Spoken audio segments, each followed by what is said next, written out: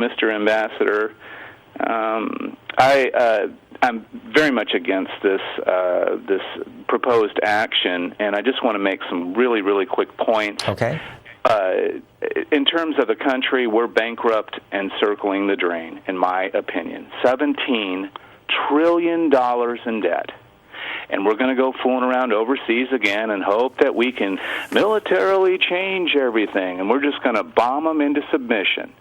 So where we are now with the U.S., being that we went into Iraq and got it all wrong there, is we have a credibility problem.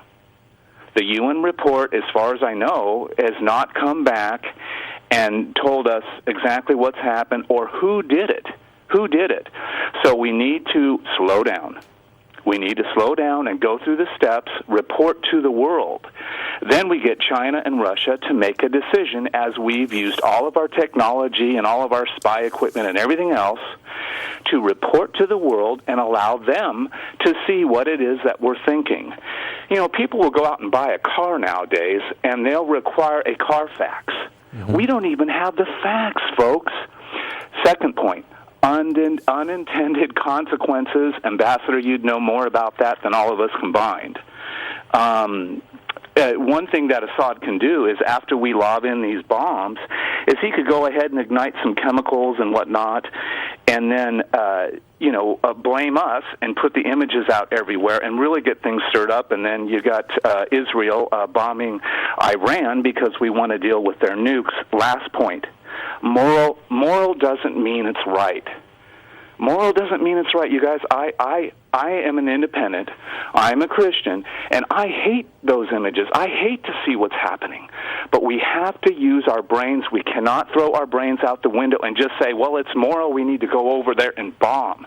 You cannot do that. We need to be smart as Americans. We need to get people on board. We need to do something, but it's not bombs. Thank you. Joe, thanks for the call. We'll move on to Tracy, joining us from Minneapolis as we look at the situation in Syria. Good morning, Tracy. Good morning. In 2003, Wesley Clark gave an interview. It's on YouTube. It's about 2 minutes long. I encourage everyone to look at it. And he had said that the plan was to take over 7 countries in 5 years. And that's pretty important, because that means that they were planning on this whole systematic approach, whether it be Libya, Egypt, Yemen, and all these countries leading up to Syria, then Iran is the final one. I think that that's where we're at, and I think that they know that the American people are not really excited about this, so they have to get creative and tap into our emotional strings.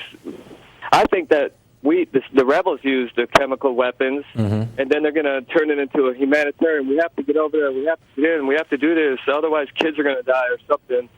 Then maybe down the road, a nuclear weapon or something, and blame it on Iran so they can complete this plan.